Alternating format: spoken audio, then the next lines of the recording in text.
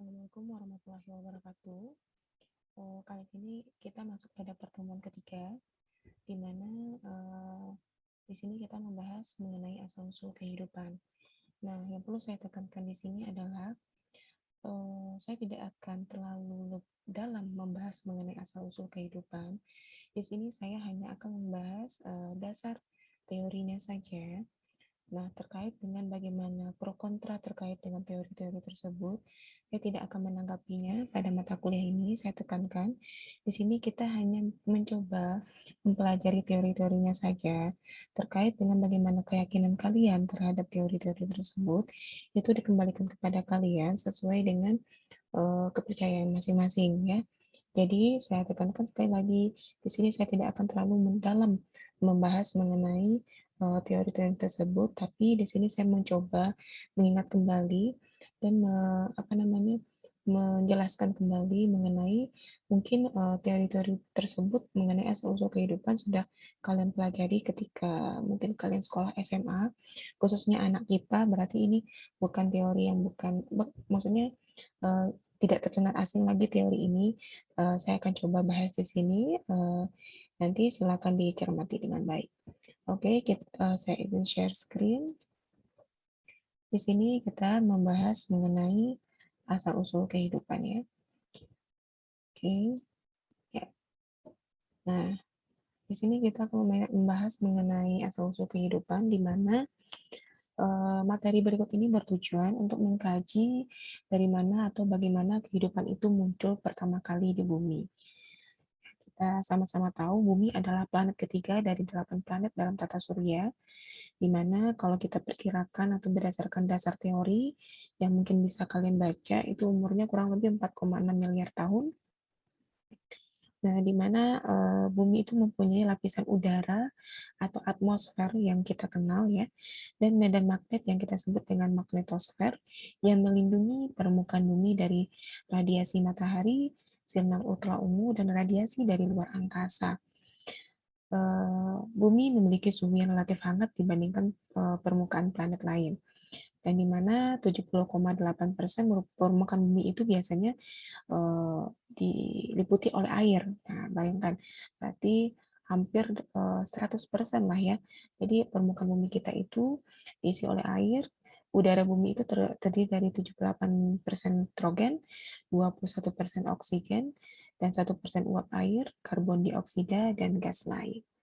Nah, di sini saya sedikit mengkaji mengenai bumi sebagai habitat makhluk hidup ya, sedikit saja sebelum kita masuk kepada teori utamanya ya. Ada faktor-faktor pendukung kehidupan di bumi, faktor abiotik atau yang kita kenal dengan faktor tidak hidup, dan kondisi bumi itu sendiri merupakan faktor utama yang menyokong kehidupan berbagai makhluk hidup di bumi. Nah, di antaranya seperti saja posisi bumi dalam tata surya, struktur fisik struktur fisiknya, struktur kimianya, lalu bagaimana atmosfer bumi itu sendiri merupakan faktor-faktor yang mempengaruhi kehidupan di bumi. Yang kedua, matahari merupakan sumber energi yang pertama dan utama dari kehidupan di bumi. Lalu yang ketiga, air merupakan faktor utama yang memungkinkan adanya kehidupan. Lalu yang paling penting di sini adalah atmosfer bumi, di mana atmosfer bumi terdiri dari gas-gas yang dibutuhkan untuk kehidupan. Oksigen dan karbon dioksida yang terdapat di atmosfer sangat dibutuhkan oleh makhluk hidup yang ada di bumi, di mana atmosfer bumi juga berperan dalam menentukan iklim, dan iklim selanjutnya akan mempengaruhi jenis makhluk hidup yang dapat menempati setiap belahan bumi. Jadi yang bisa kita lihat bahwasanya di dalam kehidupan tersebut makhluk terbentuk dari sistem hubungan. Jadi terbentuk dari suatu sistem di mana sistem itu adalah adanya hubungan antar makhluk hidup dengan materi dan energi yang tadi saya sebutkan yang mengelilinginya. Nah, jadi tempat dan sistem itu kita kenal dengan istilah biosfer. Nah, lapisan biosfer sendiri itu meliputi lapisan troposfer dari atmosfer, lalu hidrosfer dan litosfer yang merupakan lapisan di mana kita, makhluk hidup, salah satu dari makhluk hidup yang dapat beraktivitas. Nah, di sini kita lihat bahwasanya kompleks sekali kalau kita membahas atau mengkaji mengenai bagaimana sejarah terbentuknya bumi. Jadi makanya di sini saya akan mengajarkan dasar-dasarnya saja, dan untuk pendalamannya kalian bisa membaca, mendalami teori-teorinya, tapi dengan berasaskan menurut kepercayaan agama masing-masingnya. Suatu benda dinyatakan sebagai benda hidup atau makhluk hidup jika memiliki ciri-ciri yang pertama, itu adalah melakukan pertukaran zat atau metabolisme. Ya, kita tahu bahwasanya metabolisme itu adalah salah satu ciri yang menandakan anggaplah suatu individu itu dapat dikatakan hidup, ya. Jadi berhentinya peristiwa metabolisme di dalam tubuh berarti artinya konsep mati di dalam makhluk hidup salah satunya, ya, salah satunya. Dan ini sudah kita bahas ketika di pertemuan kemarin, ya, pertemuan kedua. Lalu yang kedua adalah tumbuh. Nah, makhluk hidup mengalami pertumbuhan dan perkembangan. Nah, pertumbuhan itu merupakan pertambahan sel-sel tubuh, sehingga ukuran tubuh bertambah dan tidak bisa mengecil kembali. Nah, hewan dan tumbuhan juga mengalami pertumbuhan seperti manusia, yaitu ukuran tubuhnya makin besar, dan pertumbuhan itu biasanya dapat diukur. Nah, apa bedanya dengan perkembangan? Kalau perkembangan itu biasanya sesuatu perkembangan itu maksudnya itu sederhananya tumbuh itu sifatnya kuantitatif, perkembangan sifatnya kualitatif. Artinya kalau perkembangan itu tidak bisa diukur. Misalnya apa namanya? Kita bertahap perkembangannya dari bayi, misalnya dari bayi, misalnya remaja, remaja dewasa dan lain sebagainya. Jadi tahapan-tahapan tersebut disebut dengan perkembangan. Lalu bisa jadi perkembangannya itu dari apa namanya tahapan embrio. Nah, itu dikatakan perkembangan. Jadi perkembangan itu adalah sesuatu yang tidak bisa diukur atau sifatnya itu kualitatif. Oke, lalu selanjutnya melakukan reproduksi atau berkembang biak, ya di sini. Berkembang biak atau reproduksi kita katakan sebagai kemampuan makhluk hidup untuk memperoleh keturunan. Nah, perkembangan ini berguna untuk melestarikan jenisnya. Jadi cara perkembangbiakan pada hewan dibagi menjadi dua macam, yaitu secara generatif atau kawin dan secara vegetatif tak kawin. Artinya kalau secara generatif itu melalui peristiwa fertilisasi, adanya pertemuan antara gamet jantan dengan gamet betina dan menghasilkan keturunan yang fertil. Kalau vegetatif biasanya tidak melibatkan dua hal tersebut sehingga dikatakan sebagai perkembangbiakan tak kawin. Nah, pada hewan tingkat tinggi umumnya berkembang biak secara kawin, sedangkan pada hewan tingkat rendah sederhananya berkembang biak dengan vegetatif atau tidak kawin. Lalu selanjutnya, ciri-ciri makhluk hidup selanjutnya adalah memiliki iritabilitas. Artinya apa? Kemampuan makhluk hidup memberi tanggapan terhadap rangsangan yang disebut dengan iritabilitas. Hewan memiliki sistem saraf dalam menanggapi adanya rangsangan, sedangkan tumbuhan tidak.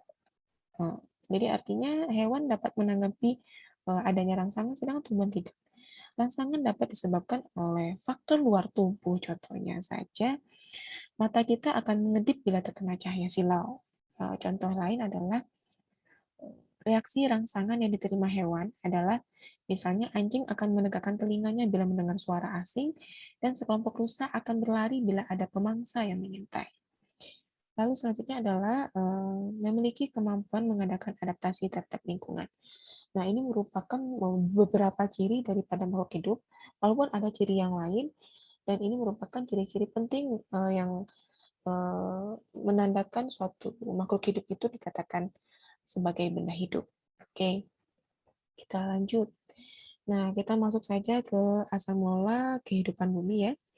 Saya tekankan sekali lagi, saya tidak akan membahas terlalu dalam. Di sini saya coba menguraikan beberapa teori-teori yang menyatakan mengenai asal mula kehidupan di bumi. Oke, pernahkah kalian berpikir bagaimana kehidupan di alam semesta ini terjadi? Atau pernahkah kalian berpikir atau mendengar bahwa nenek moyang kita percaya jangkrik berasal dari rumput teki? Lalu juga ada yang bilang lele berasal dari tikus. Atau ada juga yang bilang belatung timbul begitu saja dari hewan yang membusuk. Nah, umat beragama seperti Islam dan Nasrani dan lain sebagainya percaya bahwa alam beserta isinya tidak muncul begitu saja, melainkan semuanya itu diciptakan oleh Allah Subhanahu wa taala. Akan tetapi, manusia tidak selalu puas dan selalu ingin tahu. Oleh karena itu, sejak ratusan tahun sebelum Masehi, ilmuwan atau filsuf zaman itu telah berpikir dan menganalisis bagaimana asal mula kehidupan di muka bumi. Berdasarkan pemikiran para ilmuwan tersebut, muncullah berbagai teori asal mula kehidupan. Nah, di antaranya adalah pertama adalah teori kosmozoa, di mana teori kosmozoa ini menyatakan makhluk hidup datang di bumi dari bagian lain alam semesta ini. Diperkirakan bahwa suatu benda berat telah menyebarkan benda hidup dan benda hidup itu merupakan suatu partikel-partikel kecil. Nah, di sini asumsi yang dia dapat dari pengamatan atau penelitian yang dilakukan. Pertama, benda hidup itu ada atau telah ada di suatu tempat dalam alam semesta ini. Dan yang kedua, hidup dapat dipertahankan selama perjalanan antar benda angkasa ke bumi. Lalu teori selanjutnya adalah teori Fluger. Di sini dia menyatakan bahwa bumi berasal dari suatu materi yang sangat panas. Kemudian dari bahan itu mengandung karbon dan nitrogen, di mana karbon dan nitrogen terbentuk senyawa yang dikenal dengan cyanogen atau CN. Nah, senyawa tersebut dapat terjadi pada suhu yang sangat tinggi dan selanjutnya terbentuk zat protein pembentuk protoplasma yang akan menjadi makhluk hidup. Jadi, asal mulanya itu berdasarkan penelitian Fugger, bumi itu berasal dari materi yang sangat panas, di antaranya adalah karbon dan nitrogen yang membentuk cyanogen. Oke, lanjut. Lalu teori Moore. Di sini dia mengatakan hidup dapat muncul dari kondisi yang cocok dari bahan anorganik pada saat bumi mengalami pendinginan melalui suatu proses yang kompleks dalam larutan yang labil. Jadi bila fase keadaan kompleks itu tercapailah atau muncullah suatu kehidupan. Jadi teori Moore mengatakan bahwasannya hidup itu muncul dari bahan anorganik katanya. Berarti sama halnya sebenarnya dengan Fugger, munculnya itu dari suatu senyawa kimia atau materi yang sangat panas yang dikenal dengan cyanogen. Nah, selanjutnya teori Allen. Di sini dia mengatakan pada saat keadaan fisis bumi ini seperti keadaan sekarang, beberapa reaksi terjadi, yaitu energi yang datang dari sinar matahari diserap oleh zat besi yang lembab dan menimbulkan pengaturan atom dari materi-materi tersebut. Nah, interaksi antara nitrogen, karbon, hidrogen, sulfur dalam genangan air di muka bumi akan membentuk zat-zat yang difus yang akhirnya membentuk protoplasma benda hidup. Jadi sama halnya juga bahwasanya dia menyatakan bahwa kehidupan itu berasal dari apa namanya bahan-bahan anorganik seperti saja reaksi antara nitrogen, karbon, hidrogen, dan sulfur. Oke, kita lanjut. Nah, jadi di sini adalah beberapa teori yang mengatakan asal mula dari kehidupan di bumi. Oke, nanti silakan ya jika ada pertanyaan nanti di akhir presentasi atau di akhir penjelasan saya silakan didengarkan terlebih dahulu. Jadi jika ada pertanyaan dipersilakan. Lalu kita masuk pada kajian ilmu pengetahuan. Organisme pertama merupakan satu produk evolusi kimiawi yang terdiri dari sintesis abiotik dan akumulasi molekul organik kecil yang kita kenal dengan monomer. Jadi katanya tahapan dari organisme pertama tersebut itu merupakan produk dari evolusi kimia. Pertama itu katanya adanya sintesis abiotik atau sintesis eh, apa namanya senyawa-senyawa yang tidak hidup dan akumulasi molekul organik kecil atau monomer. Misalnya contohnya asam amino dan nukleotida. Lalu si monomer tadi, nah anggaplah asam amino tadi akan menyatu menjadi polimer. Nah, salah satunya dia akan membentuk misalnya anggaplah protein. Nah, jadi monomer menjadi polimer perkembangannya. Selanjutnya, adanya agregasi molekul yang diproduksi secara abiotik menjadi droplet yang disebut dengan protobion. Nah, jadi gabungan dari polimer-polimer tersebut atau agregasi dari molekul-molekul tersebut yang diproduksi secara abiotik menjadi suatu droplet yang disebut dengan protobion. Nah, katanya tahapan-tahapan tersebutlah yang merupakan yang dapat menjelaskan menjadi asal mula hereditas. Hereditas berarti kita ada kaitannya dengan genetik, yaitu eh, genetik itu adalah yang diturunkan atau yang sifat-sifat yang diturunkan nanti ke apa namanya ke keturunannya. Nah, evolusi biologi makhluk hidup pertama merupakan hasil evolusi dari molekul organik yang tadi saya jelaskan. Oke, kita lanjut saja ke asal-usul kehidupan. Nah, ini merupakan mungkin teori-teori yang tidak asing lagi, mungkin kalian dengar bahwasanya asal mula kehidupan itu terdiri atas dua teori, yaitu teori generatio spontanea, atau yang kita kenal dengan teori abiogenesis, di mana dia mengatakan di sini pada teori tersebut, prinsipnya kehidupan dapat timbul sendirinya dari benda yang tidak hidup. Nah, salah satunya adalah penelitinya dari Van Helmont yang mengatakan butir gandum dan kemeja kotor dalam wadah gelap menghasilkan tikus secara spontan. Lalu teori kedua adalah teori biogenesis, yaitu ada Francesco Redi, Van Leeuwenhoek, Lazarus Spallanzani, dan Louis Pasteur. Nanti saya akan jelaskan di slide selanjutnya lebih jelasnya. Kita lanjut saja. Nah, di sini kita masuk dulu ke teori abiogenesis atau teori generatio spontanea. Nah, apa sih abiogenesis itu? A berarti tidak, bio hidup, genesis pembentukan. Jadi kehidupan berasal dari materi yang tidak hidup atau benda mati, dan pembentukannya itu terjadi begitu saja atau secara spontan. Makanya dia teori ini dikenal juga dengan teori generatio spontanea. Teori ini bergolong paling awal berkembang dan berpendapat bahwa makhluk hidup timbul begitu saja dari benda yang tidak hidup. Teori ini dipelopori oleh seorang filsuf Yunani yang bernama Aristoteles, di mana hal ini sesuai dengan pemikiran saat itu yang belum ditunjang dengan teknologi modern dan cenderung melihat fakta tanpa melalui pembuktian secara ilmiah. Sama seperti Aristoteles, nenek moyang kita pun sering berpendapat tentang asal-usul hewan atau tumbuhan yang timbul begitu saja dari benda yang tidak hidup. Nah, biasanya teori ini memang kurang memiliki dasar yang kuat secara ilmiah, karena dia itu dasarnya itu kurang jelas. Memang karena ketika saat itu teknologi belum berkembang secara pesat, tapi dapat bertahan sangat lama waktu itu teori tersebut. Bahkan Anthony van Leeuwenhoek pada abad ke-17, sang penemu mikroskop pun mendukung teori abiogenesis tersebut. Leeuwenhoek mengamati air rendaman jerami dengan mikroskop buatannya. Ternyata di sana katanya ditemukan protozoa. Nah, ia pun berpendapat bahwa hewan tersebut timbul begitu saja dari air rendaman jerami. Oke, jadi jelas ya di sini. Ini adalah Aristoteles. Jadi saya jelaskan bahwasanya dia mendukung paham teori abiogenesis. Nah, di sana katanya seperti pengamatannya cacing, katanya itu berasal dari tanah, ikan dari lumpur dan sebagainya. Nah, teori ini dianut oleh banyak orang selama beberapa abad. Cukup lama ya teori ini bertahan ketika itu. Malah tadi saya bilang didukung juga oleh Van Leeuwenhoek, sang penemu mikroskop. Nah, hasil pengamatan Anthony ditulisnya dalam sebuah catatan ilmiah yang diberi judul Living in a Drop of Water. Nah, tokoh lain pendukung teori ini adalah John Needham. Nah, kita masuk pada teori biogenesis. Berarti kalau teori biogenesis, bio berarti hidup, genesis adalah pembentukan. Jadi, kehidupan berasal dari makhluk hidup pula. Nah, sejalan dengan perkembangan ilmu pengetahuan, akhirnya orang berpikir secara lebih ilmiah. Para ilmuwan tidak percaya begitu saja terhadap teori tanpa pembuktian yang sifatnya ilmiah. Maka itu, beberapa ilmuwan berusaha membuktikan kebenaran teori abiogenesis yang sudah sangat lama bertahan.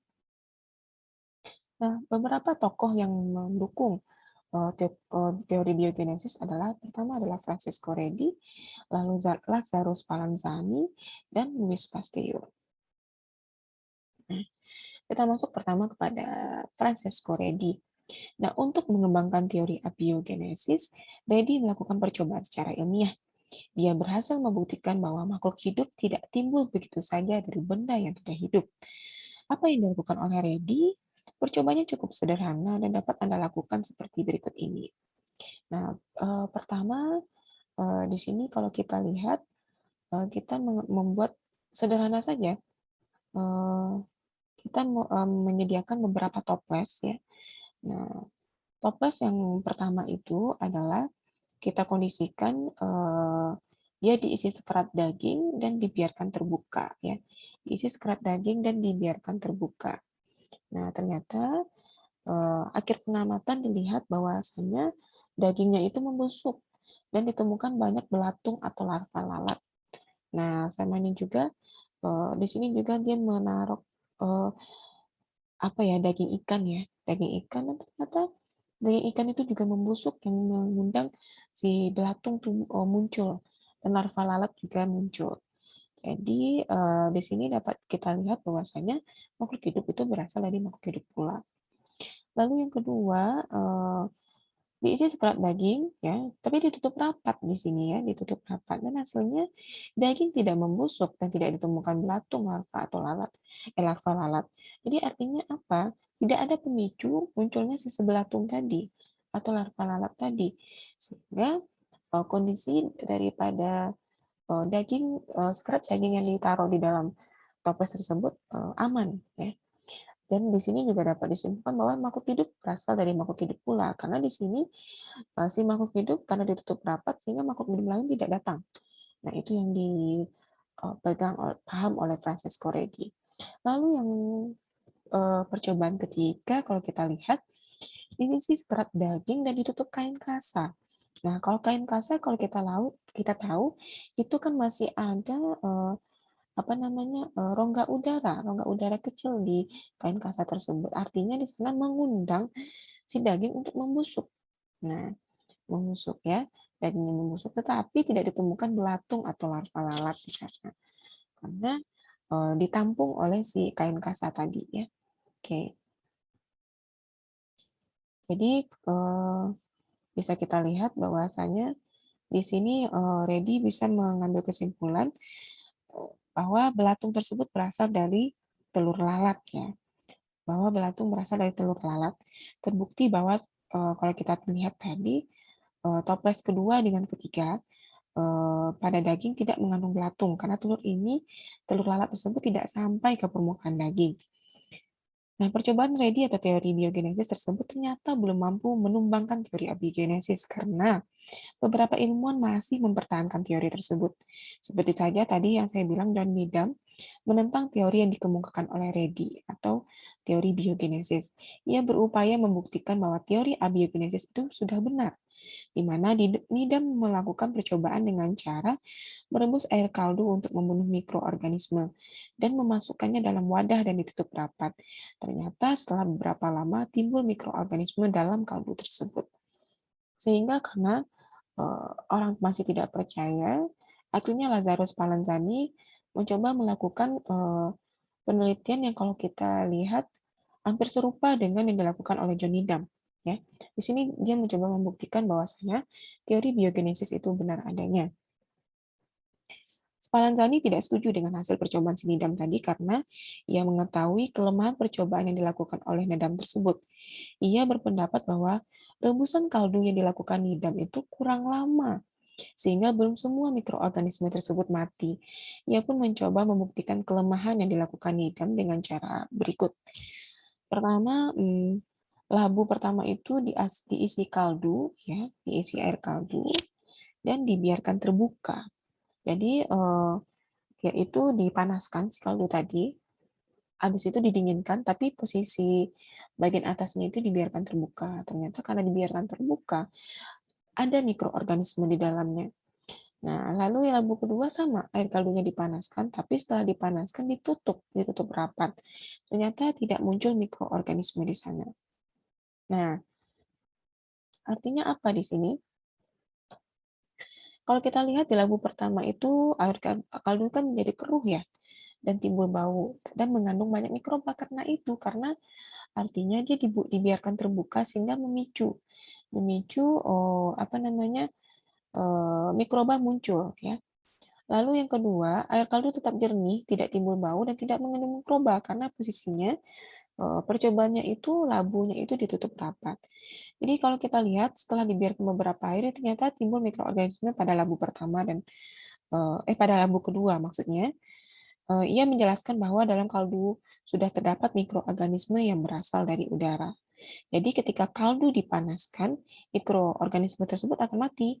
Akan tetapi, ketika kaldu yang telah dipanaskan tersebut dibiarkan terbuka, maka akan terjadi istilahnya kontaminasi organisme dari udara, sehingga pada labu kedua timbul mikroorganisme.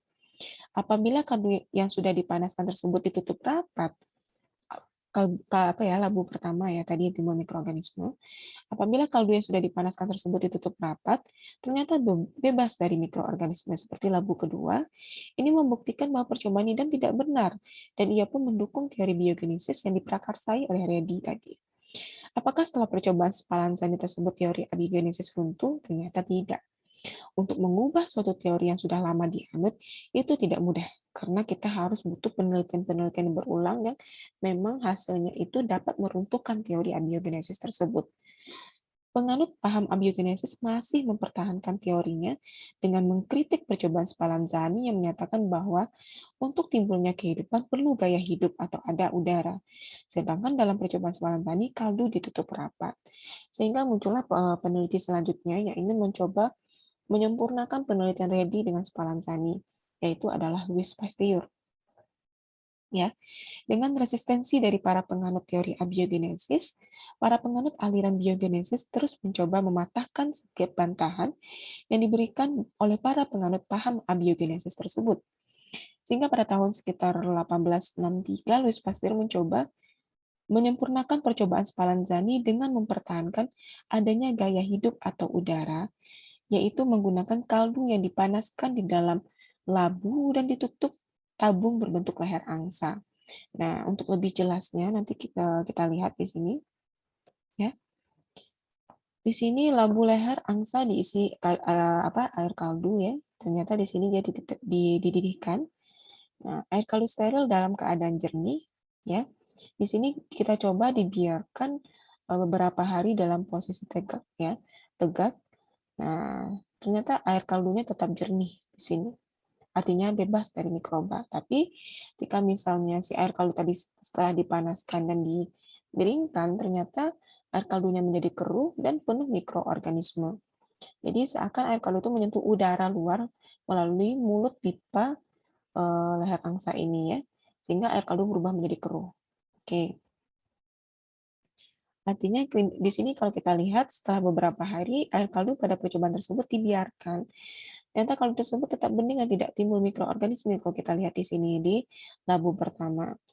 Nah, labu kedua ternyata muncul mikroorganisme ketika labunya itu dimiringkan. Ternyata muncul pertanyaan mengapa demikian?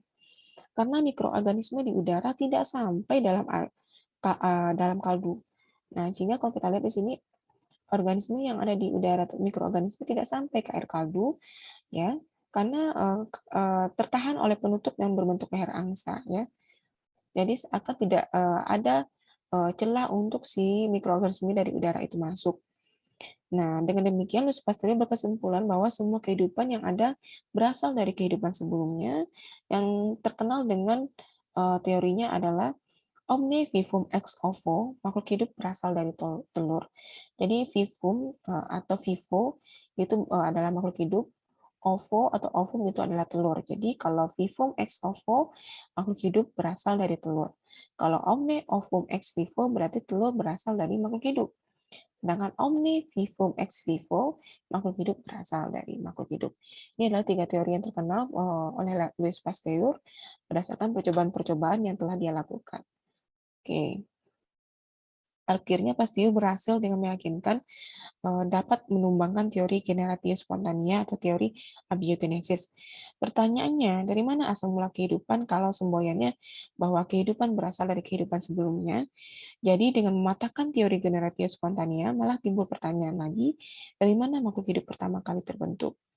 Nah, di sini nanti kita akan melihat bagaimana teori evolusi kimia atau neo-abiogenesis.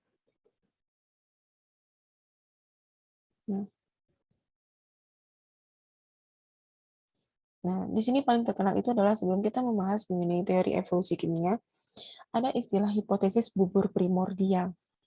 Artinya di sini katanya ribuan juta tahun yang lalu atmosfer bumi tersusun dari campuran-campuran gas amoniak, hidrogen, uap air, dan metan. Nah, energi dalam bentuk kilat ataupun radiasi sinar ultraviolet menggabungkan molekul-molekul gas-gas tadi menjadi senyawa yang rumit yang dikenal dengan bubur primordial atau bubur asal. Nah, ini memicu beberapa ilmuwan seperti Oparin, Hall, dan Urey dan Miller untuk membuat hipotesis meniru perkiraan kondisi alam di masa awal terbentuknya bumi ketika itu.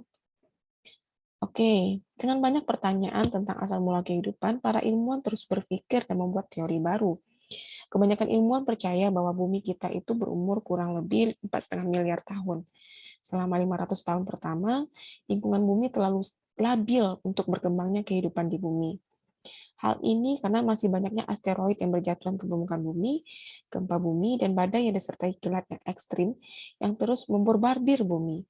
Sekitar 4 miliar tahun yang lampau, kondisi bumi mulai stabil dan lautan sudah mulai terbentuk. Oke. Bagaimana kehidupan dimulai? Dari mana asalnya kehidupan pertama di muka bumi? Jadi, di sini kita akan menjelaskan beberapa teori evolusi kimia. Pertama, menurut apa ya, Oparin dan Helden.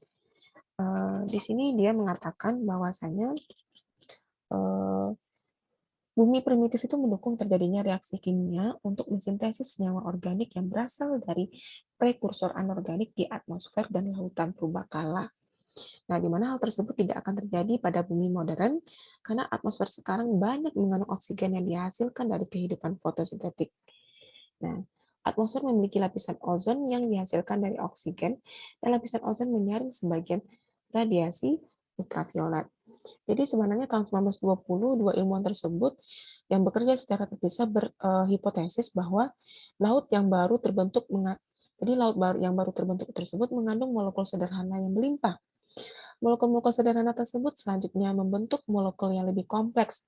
Mereka pun berpendapat bahwa atmosfer bumi primitif yang tadi saya katakan terbentuk dari gas-gas nitrogen atau N2, uap air H2O, metan CH4, gas hidrogen H2, karbon monoksida CO, dan amonia NH3.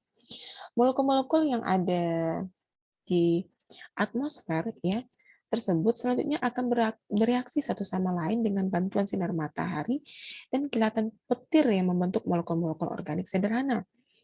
Saat itu oksigen di atmosfer belum terbentuk. Kalaupun ada oksigen, tidak mungkin terbentuk senyawa organik sederhana secara spontan. Mengapa? Karena oksigen sangat reaktif dan dapat memutus ikatan kimia yang baru terbentuk. Laut di permukaan bumi saat itu juga belum terbentuk karena permukaan bumi yang panas menyebabkan setiap tetes air yang turun ke bumi akan menguap kembali. Jadi sekitar 3,8 miliar tahun yang lalu, permukaan bumi mulai mendingin dan lautan mulai terbentuk. Akhirnya, Harold Urey dan muridnya Stanley Miller membuktikan hipotesis Oparin dan Halden dengan membuat percobaan yang meniru atmosfer bumi primitif dengan mencampurkan gas-gas seperti metan, amonia, uap air, hidrogen dalam alat yang ia rancang. Nah, ini adalah alatnya, ya. Jadi kalau berdasarkan alat tersebut dia mencoba ini adalah air yang menghasilkan uap air, nanti dia diberi kilatan listrik atau istilahnya kalau dalam Oparin dan Halden katanya adanya kilat yang menyambar sehingga membentuk suatu senyawa-senyawa seperti CH4, NH3 dan H2. Metan ya, metan NH3 itu adalah amonia dan H2 itu adalah hidrogen. Lalu adanya apa namanya penguapan atau air dingin sehingga air dingin yang mengandung senyawa organik tersebut nanti akan dianalisis. Nah, ternyata ada beberapa zat hasil di sini adalah formaldehid, hidrogen, urea, asam format dan asam amino di mana asam amino adalah salah satu senyawa pembentuk kehidupan. Nah, dengan menggunakan aliran listrik untuk menyimulasikan kilat dan cahaya matahari yang ini ya, pada bumi primitif hasilnya sangat menakjubkan. Dalam beberapa hari, percobaan tersebut menghasilkan senyawa organik yang terdiri dari yang saya jelaskan tadi ada formaldehid, hidrogen cyanida, urea, asam asetat, asam laktat, dan beberapa asam amino lainnya. Dari hasil eksperimennya, Miller membuktikan bahwa senyawa organik sangat mungkin terjadi secara spontan pada atmosfer bumi primitif. Dia mencoba membuktikan penelitian dari Oparin dan Helden tadi. Ternyata katanya dia mempercayai bahwasanya mungkin saja terjadi secara spontan senyawa tersebut pada atmosfer bumi primitif. Miller percaya bahwa pembentukan senyawa kompleks penyusun makhluk hidup tidaklah mudah dan memerlukan jutaan tahun untuk terjadinya evolusi kimia hingga terbentuk makhluk hidup yang sederhana. Jadi, terbentuknya makhluk hidup tidak semudah yang dianut abiogenesis atau generatio spontanea, melainkan melalui evolusi kimia yang memakan waktu jutaan tahun. Teori ini pun disebut dengan teori evolusi kimia atau beberapa juga bilang neoabiogenesis yang merupakan reinkarnasi dari teori biogenesis karena mempercayai makhluk hidup berasal dari benda tak hidup melalui evolusi kimia. Nah, sudah terjawabkah asal mula kehidupan dengan teori evolusi kimia tadi? Jawabannya belum. Jawabannya belum apa bukan? Bahkan makin membingungkan para ilmuwan sendiri. Mengapa? Ternyata makhluk hidup mengandung jutaan molekul yang sangat kompleks dengan pembentukan yang tidak sederhana. Nah, untuk membentuk satu jenis molekul protein yang ada pada tubuh makhluk hidup sekarang ini diperlukan tahapan reaksi yang sangat kompleks dan memakan waktu yang sangat lama. Timbul pertanyaan lagi, mengapa? Karena hal tersebut terjadi secara spontan di alam saat itu, pasti sangat banyak hambatannya. Hal ini berbeda kalau pembentukan protein yang terjadi pada makhluk hidup saat ini difasilitasi oleh gen yang mengaturnya dan organel serta enzim yang mempercepat dan memfasilitasi reaksinya. Itu baru mengenai pembentukan molekul penyusun tubuh makhluk hidup. Kalau ternyata terjawab bagaimana terbentuknya molekul-molekul kompleks penyusun seluruh tubuh makhluk hidup, lalu bagaimana membentuk sel yang bisa hidup dan bereproduksi? Pertanyaan selanjutnya, kalau sudah terbentuk organisme tingkat tinggi, bagaimana roh makhluk hidup terbentuk?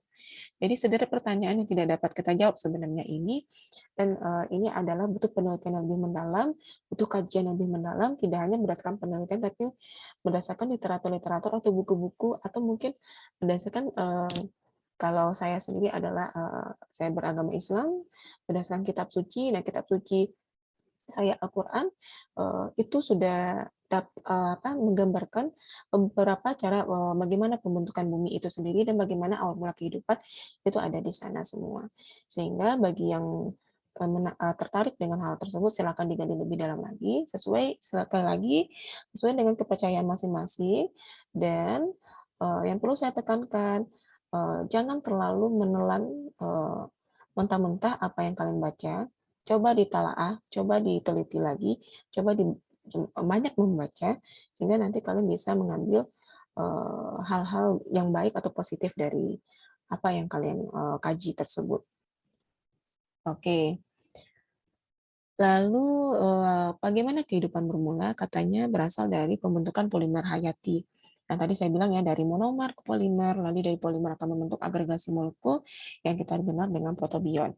Di mana di sini monomer, lalu formasi ini adalah apa namanya basa nitrogen yang terpisah-terpisah dan membentuk formasi RNA pendek dan polimer gen yang sederhana, monomer menjadi polimer gen sederhana.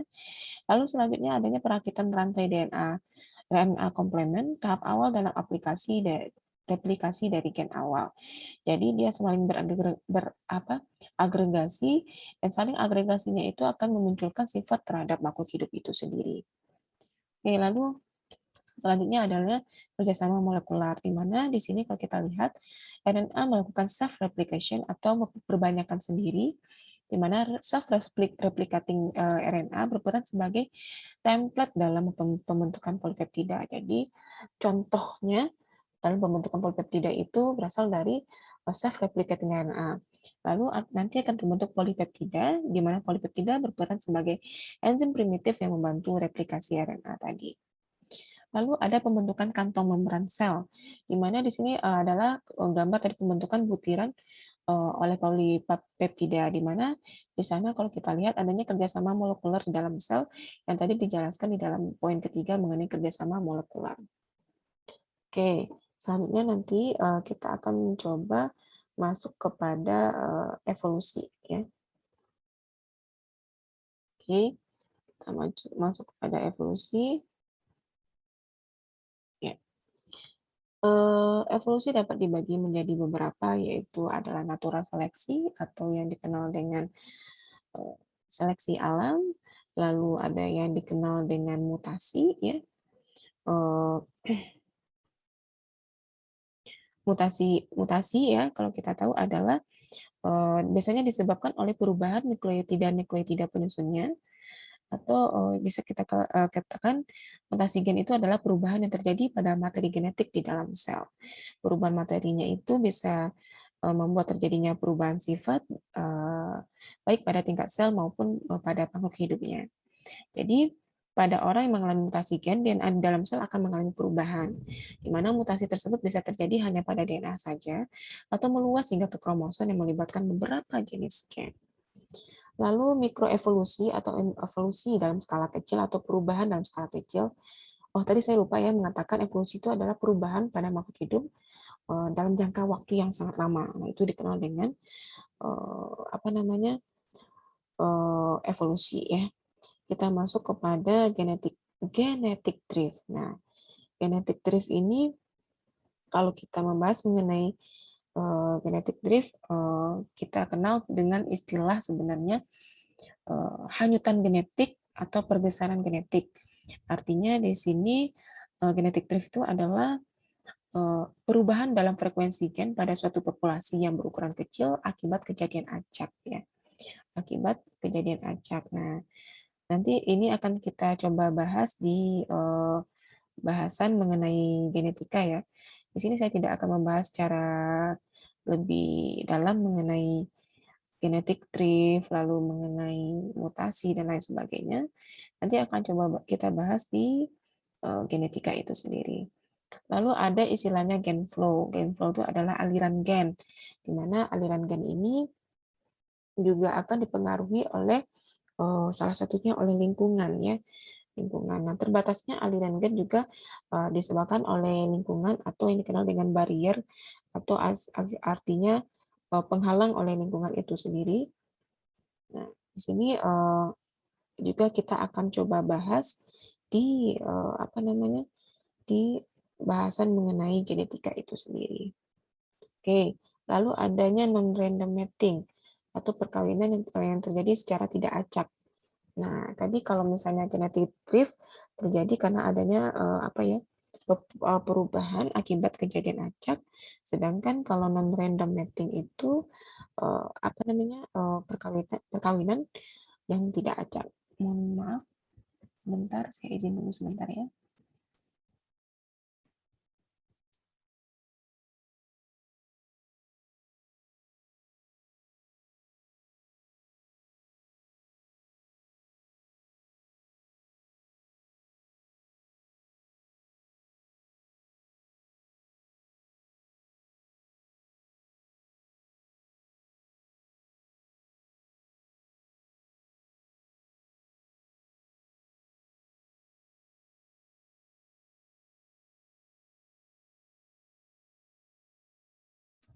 Oke, terima kasih. Mohon maaf tadi ada sedikit kesalahan teknis. Ini adalah beberapa faktor yang mengakibatkan terjadinya mikroevolusi ya. Mikroevolusi. Jadi walaupun mungkin apa namanya evolusi yang dimunculkan itu adalah skala kecil, tetapi jika ini terjadi secara terus-menerus, tentu ini akan mengakibatkan evolusi dalam skala besar. Jadi faktor-faktor di sini menjadi perhatian di dalam perubahan-perubahan lingkungan yang terjadi. Lalu ada yang dikenal dengan makroevolusi, di mana di sini makroevolusi ini mengakibatkan nanti adanya perubahan di dalam sistem taksonomi atau sistem pengelompokan makhluk hidup, ya, di mana transisi antara apa namanya faktor-faktor tadi akan menimbulkan terjadinya makroevolusi atau hal yang lebih sangat krusial sekali adalah munculnya istilahnya adalah spesiasi. Apa itu spesiasi? Spesiasi adalah pembentukan dua atau lebih spesies yang telah ada atau telah punah. Dan biasanya spesies itu adalah anggota suatu populasi yang mampu mengadakan pertukaran gen atau melakukan perkawinan secara alami untuk menghasilkan keturunan yang fertil. Apa sih penyebab spesiasi itu? Nah, ada beberapa penyebabnya. Pertama, ada mekanisme pengisolasian. Artinya apa? Adanya beberapa macam penghalang yang efektif mencegah terjadinya pertukaran gen antar populasi. Nah, ada dua tipe spesiasi yang nanti saya akan jelaskan di akhir ya. Ada alopatrik, ada simpatrik. Oke, sebelumnya kita lanjut saja dulu. Kita lihat bahwasanya kemampuan reproduktif untuk meningkatkan jumlah akan diikuti dengan keterbatasan sumber daya lingkungan. Sehingga di sini akan menimbulkan perjuangan hidup dan adanya variasi genetik yang muncul.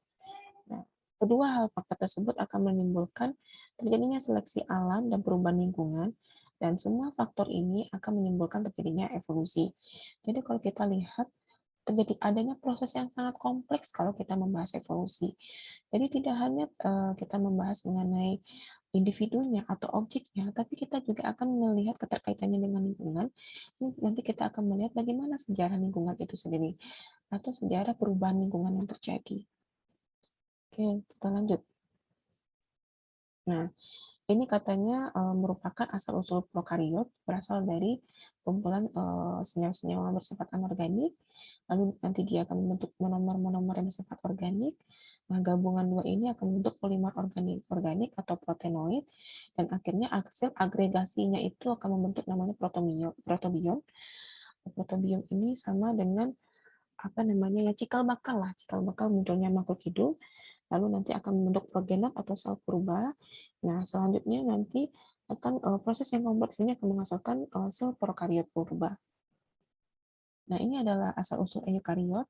Jadi ternyata kalau kita lihat asal-usul eukariot ini terbentuk dari prokariot awalnya. Jadi adanya prokariot aerobik, yang artinya aerobik ini adalah jenis prokariot yang membutuhkan oksigen di dalam respirasinya. Di sini kalau kita lihat ada prokariot aerobik, ada membran plasma, dan DNA. Lalu ternyata seiring dengan berjalannya waktu, prokariot aerobik ini akan berubah sifat menjadi anaerob heterotropik. Artinya dia tidak membutuhkan oksigen dalam respirasinya dan tidak dapat membuat makanan sendiri. Dan adanya pelipatan tadi antara membran plasma tadi akan membentuk yang namanya mitokondria. Dan ini mitokondria tadi, jadi fungsi dari aerob pada prokariot tadi digantikan oleh organel sel yang dikatakan dengan mitokondria yang berfungsi sebagai respirasi sel. Lalu lama-kelamaan terjadi invaginasi atau pelekukan sel tersebut, di mana pelekukan tadi ternyata cikal bakal munculnya eukariotik, tapi eukariotik purba yang dikenal dengan proeukariotik. Dan di sini sudah muncul prekursor atau cikal bakal munculnya membran inti.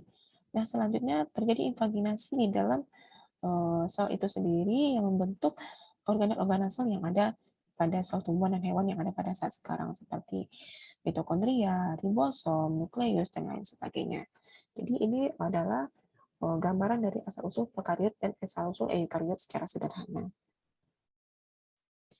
Nah, evolusi tumbuhan juga katanya yang berasal dari alga, ya, alga, lalu selanjutnya akan adanya tumbuhan lumut, di mana tumbuhan lumut ini dikenal sebagai vegetasi perintis, lalu munculnya tumbuhan paku, selanjutnya munculnya tumbuhan berpembuluh atau spermatofita yang kita kenal sekarang adalah tumbuhan tingkat tinggi yang terdiri atas gimnosperma dan angiosperma, tumbuhan berbiji terbuka dengan tumbuhan berbiji tertutup. Jadi, kalau kita lihat awal dari evolusi tumbuhan itu berasal dari tumbuhan kriptogami atau tumbuhan tingkat rendah dan berkembang menjadi tumbuhan fanerogami atau tumbuhan tingkat tinggi. Dan ini adalah gambaran sederhana dari evolusi hewan, berasal dari protista, lalu protista menjadi 3 kelompok, menjadi porifera, Cnidaria, dan Platyhelminthes. Selanjutnya, Platyhelminthes menjadi beberapa kelompok, yaitu moluska sampai dengan chordata. Nah, ini nanti bisa kita lihat nanti perkembangannya atau ciri-ciri khasnya itu ketika nanti kita membahas topik mengenai ekosistem ya. Lalu kita melihat ada beberapa fenomena evolusi ya. Evolusi pertama, evolusi adalah mempelajari sejarah asal-usul makhluk hidup dan keterkaitan genetik antara makhluk hidup yang satu dengan yang lainnya. Nah, kalau kita lihat di sini ada beberapa gambar, ada gambar A, ada gambar B, ada gambar C. Nah, nanti ini saya akan tanyakan untuk 3 orang ya, untuk 3 orang. Nanti ini tidak saya jelaskan. Nanti saya akan tanyakan ke orang yang saya tunjuk ya di akhir presentasi ini. Oke, saya lanjut saja.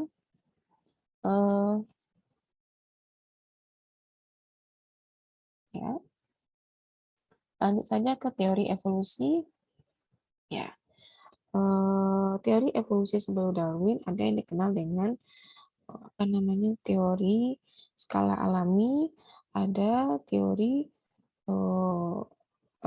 teori teologi alam ya. Jadi ternyata sebelum Darwin ternyata muncul beberapa teori atau berbagai teori evolusi yang dibahas di sini. Jadi sebenarnya kalau kita membahas evolusi tersebut, ya, evolusi itu secara harfiah dapat diartikan sebagai perubahan perlahan lah istilahnya. Jadi oleh karenanya yang dimaksud dengan evolusi biologi adalah perubahan atau perkembangan makhluk hidup secara bertahap dalam jangka waktu yang lama dari bentuk sederhana menjadi bentuk yang lebih kompleks. Jadi kalau kita membahas evolusi biologi, ada dua peristiwa di sana, ada anorganik dan organik. Nah, tadi saya jelaskan ya mengenai bagaimana teori pembentukan makhluk hidup dari prokariot ke eukariot. Evolusi anorganik merupakan evolusi mengenai asal-usul makhluk hidup yang ada di muka bumi ini berdasarkan fakta dan penalaran teoritis. Sedangkan organik merupakan evolusi filogenetis. Artinya apa? Di sana dia melihat mengenai asal-usul spesies dan hubungan kekerabatannya. Jadi, secara garis besar ada beberapa kategori evolusi, yaitu evolusi progresif, dan evolusi regresif, evolusi divergen, dan evolusi konvergen. Jadi kalau progresif artinya apa? Evolusi yang mengarah pada kemungkinan populasi suatu spesies dapat bertahan hidup. Sebaliknya, regresif merupakan evolusi yang mengarah pada kemungkinan populasi suatu spesies menjadi punah. Nah, berkebalikan ya antara progresif dengan regresif. Kalau hasil akhir evolusi merupakan evolusi divergen dan evolusi konvergen. Apa pula itu? Jadi kalau evolusi divergen dan evolusi konvergen merupakan perubahan pada organ yang berbeda pada spesies-spesies yang memiliki hubungan kekerabatan jauh menuju kesamaan fungsi organ tersebut. Jadi, divergen itu perubahan pada organ yang berbeda, ya, pada spesies-spesies yang memiliki hubungan kekerabatan jauh. Kalau sedangkan konvergen, perubahan dari suatu spesies menjadi spesies baru. Nah, sementara itu ada juga beberapa teori evolusi yang lain sebelum Darwin yang tadi saya katakan ada teori skala alami dan teologi alam. Jadi sejumlah filsuf Yunani klasik percaya adanya evolusi kehidupan. Nah, Plato percaya pada dua dunia, yaitu dunia yang ideal dan yang abadi, serta dunia maya atau khayal yang tidak sempurna. Nah, kedua dunia tersebut dapat dipahami dengan menggunakan alat indera manusia. Nah, evolusi menurutnya akan mengubah dunia yang organismenya sudah ideal dan teradaptasi sempurna dengan lingkungannya. Nah, Aristoteles menganut teori skala alami. Ya, skala alami membahas bahwa semua bentuk kehidupan disusun menurut suatu skala atau tangga yang kompleksitasnya mengarah atau meningkat ke arah atas. Setiap bentuk kehidupan mempunyai suatu tangga dengan anak tangganya masing-masing yang berada pada tingkatan yang berbeda-beda. Nah, pandangannya mengenai hidup ini berlaku selama sekitar 2000 tahun lah. Spesies diyakini telah permanen, sempurna, dan tidak berkembang lagi. Nah, pada tahun 1700-an, perkembangan ilmu biologi di Eropa dan Amerika didominasi oleh teori teologi alam. Nah, teologi alam merupakan suatu filosofi yang bertujuan untuk menemukan cara rencana Tuhan atau menemukan rencana Tuhan dengan mempelajari alam. Nah, ahli-ahli teologi melihat adaptasi organisme sebagai bukti bahwa Tuhan telah mendesain sedemikian rupa tiap-tiap spesies dengan suatu tujuan tertentu. Satu hal yang objektif dari teologi alam ini adalah adanya klasifikasi spesies untuk mengungkapkan tingkatan-tingkatan skala dari kehidupan yang telah diciptakan oleh Tuhan itu sendiri. Jadi, itu adalah beberapa teori evolusi sebelum Darwin, yaitu Plato tadi ya, teori skala alami ya yang dipegang oleh Aristoteles, lalu ada filsuf lain menyatakan mengenai teologi alam. Lalu teori evolusi Darwin. Nah, yang paling terkenal itu adalah seleksi alam, natural selection. Karena di sini katanya seleksi alam terjadi karena adanya perbedaan keberhasilan pada reproduksi organisme. Lalu yang kedua, seleksi alam terbentuk dari interaksi antara lingkungan dengan variasi yang dimiliki oleh organisme. Dan ketiga, produksi seleksi alam adalah adaptasi organisme terhadap lingkungannya. Jadi kalau kita lihat ada apa namanya? Ada tiga konsep yang dia jelaskan di sini adalah pertama, seleksi alam keberhasilannya tergantung pada reproduksi, seleksi alam itu tergantung pada variasi yang dimiliki organisme, seleksi alam tergantung pada adaptasi.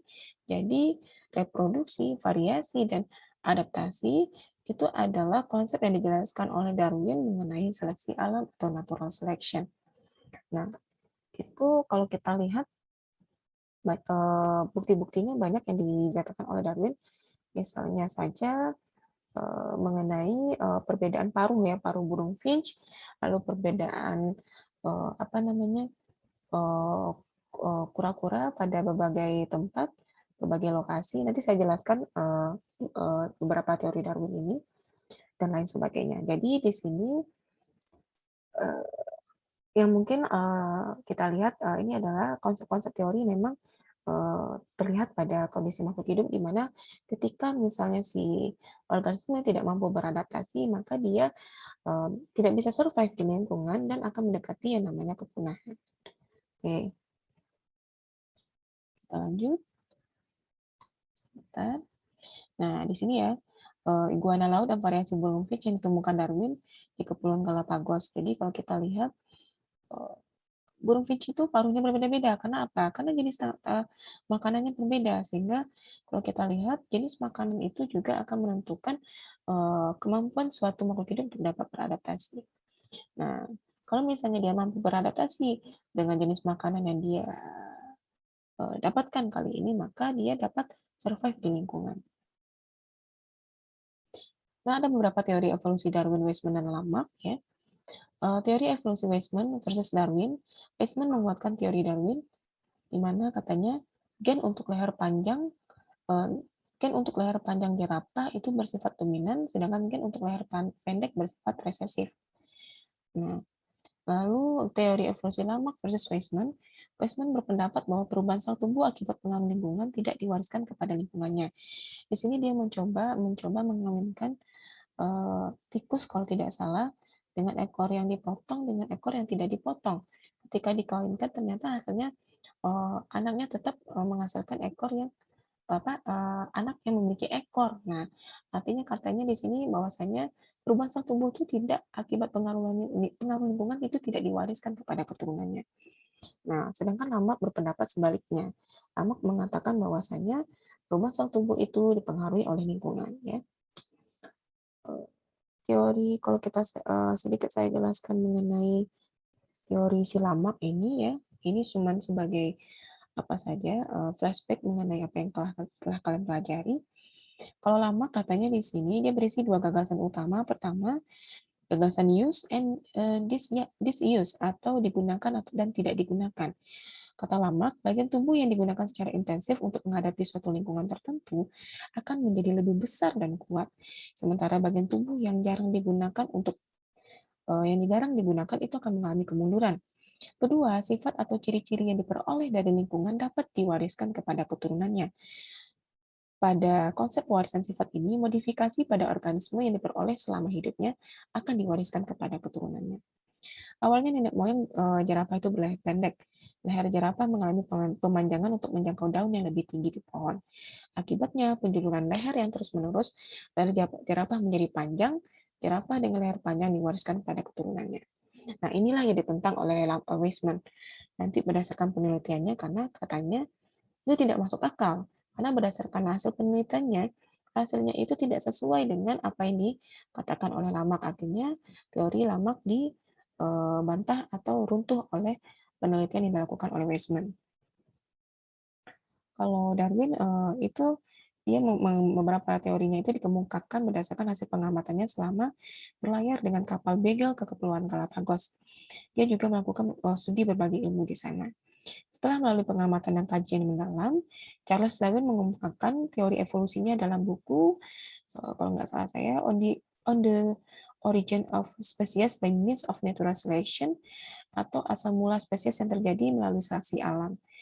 Nah, buku Darwin tersebut mengandung dua teori utama. Pertama, spesies yang hidup sekarang ini berasal dari spesies yang hidup di masa lalu. Yang kedua, seleksi alam merupakan penyebab evolusi adaptif. Lalu muncul lagi teori Wallace. Nah, teori Wallace adalah mengembangkan suatu teori seleksi alam yang pada dasarnya sama dengan yang dikemukakan oleh Darwin. Teori evolusi Wallace berasal dari hasil ekspedisi ke daerah bekas jajahan Inggris di Malaysia, kemudian Borneo atau Kalimantan, Sulawesi, dan Maluku. Hasil pengamatan menunjukkan bahwa fauna di Indonesia Barat berbeda dengan Indonesia Timur.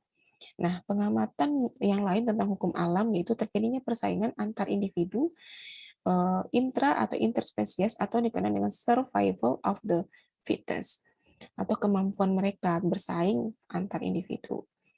Lalu teori Wallace ini berasal dari awalnya katanya jerapah itu memiliki variasi panjang leher. Ada yang pendek, ada yang panjang. Nah, seleksi alam lebih menguntungkan jerapah yang berleher panjang. Karena jerapah leher panjang bisa menjangkau daun yang tinggi.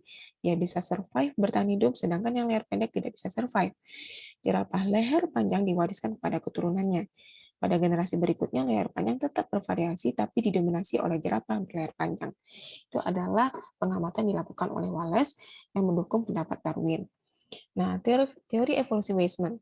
Nah, di sini ia berpendapat bahwa perubahan sel tubuh akibat pengaruh lingkungan tidak diwariskan pada keturunannya. Artinya di sini evolusi menyangkut pewarisan gen-gen melalui sel kelamin.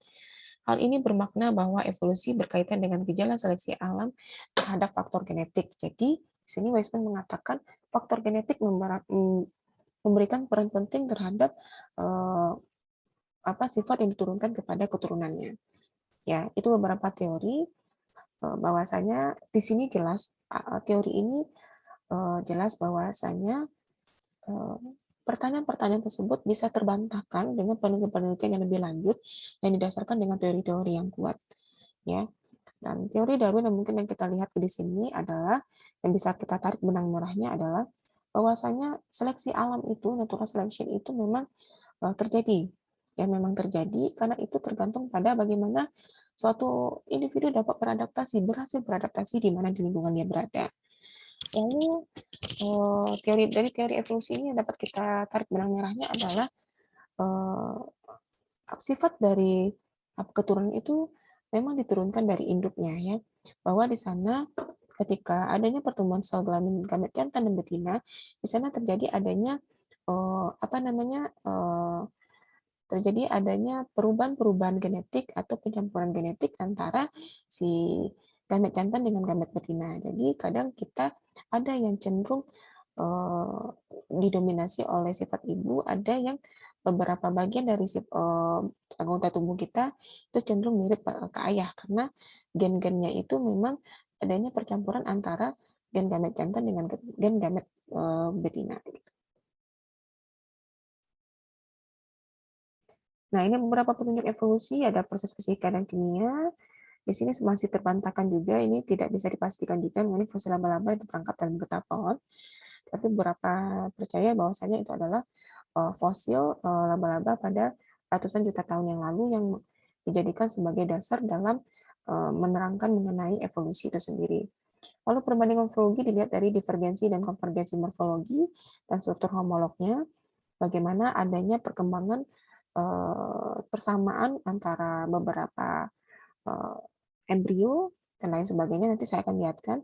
Lalu adanya perbandingan biokimia yang dilihat dari faktor asam nukleatnya. Lalu perbandingan embriologi. Nah, ini yang tadi saya katakan adalah divergensi morfologi pada tungkai depan vertebrata. Kalau kita lihat bagian-bagian sama ya, bagiannya sama ya antar tungkai tersebut ya.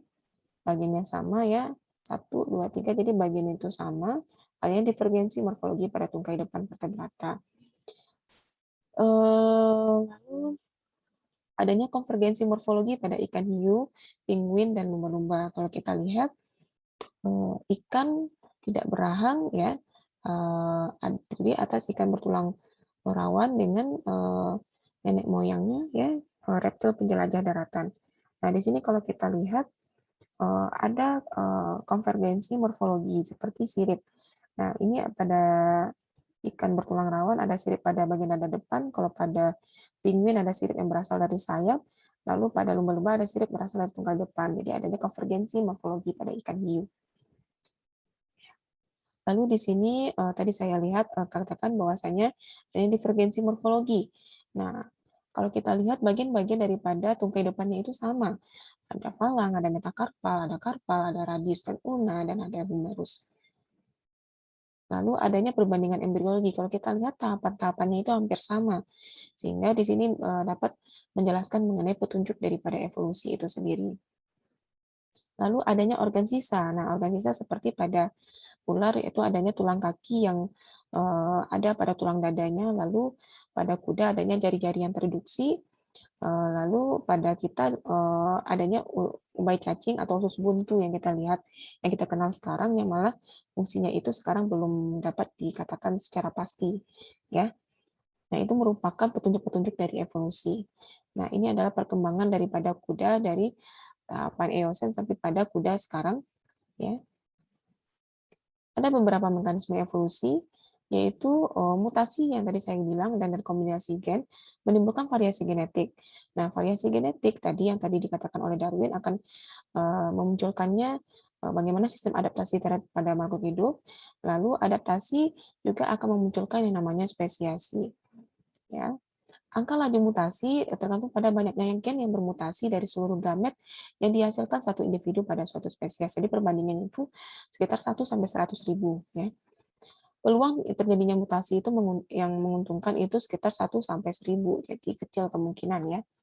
Jadi perbandingan frekuensi gen tadi saya jelaskan ada hanyutan genetik atau genetic drift, ada arus gen atau flow gen, gen flow, ada mutasi, ada perkawinan tidak acak, non-random mating, lalu adanya seleksi alam. Nah, syarat terjadinya spesiasi itu katanya adanya perubahan lingkungan. Jadi perubahan lingkungan juga akan mempengaruhi terjadinya spesiasi atau terbentuknya spesies baru.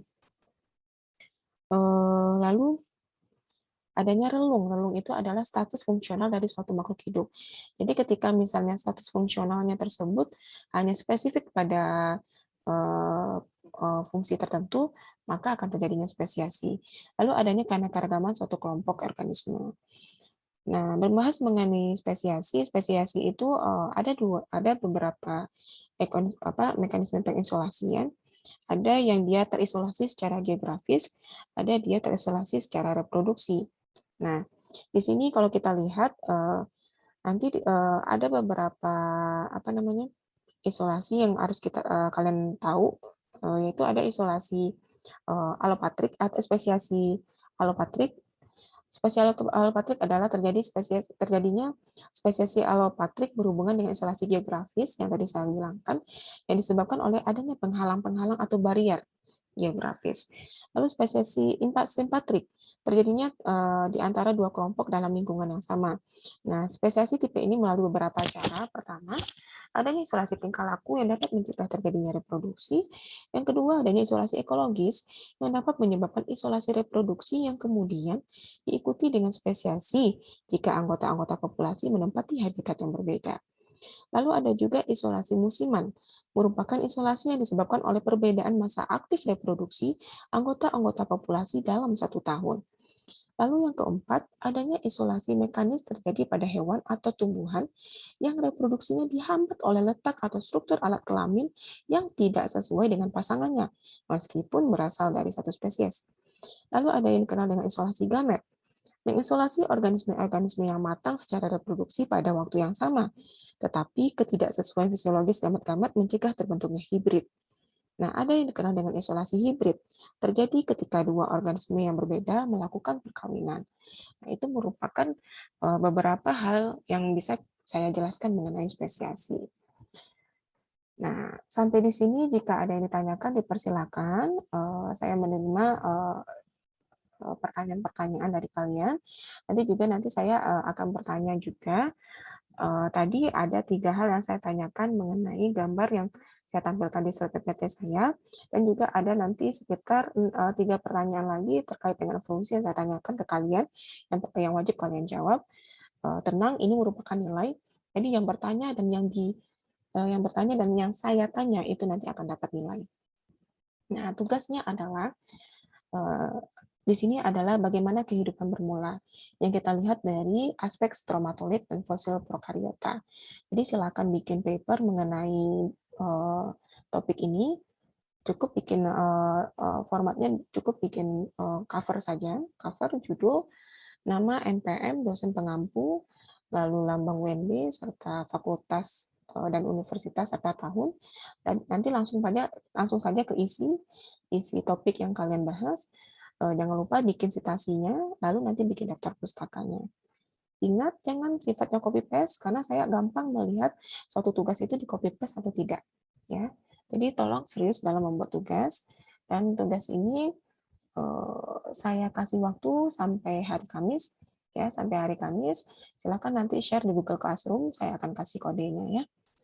Lalu untuk tugas dalam pertemuan ini, silakan bikin rangkuman. Rangkuman paling lambat saya tunggu hari ini juga, ya. Nanti saya akan bagikan juga kode Google Classroom-nya. Oke, sekian, terima kasih. Assalamualaikum warahmatullahi wabarakatuh.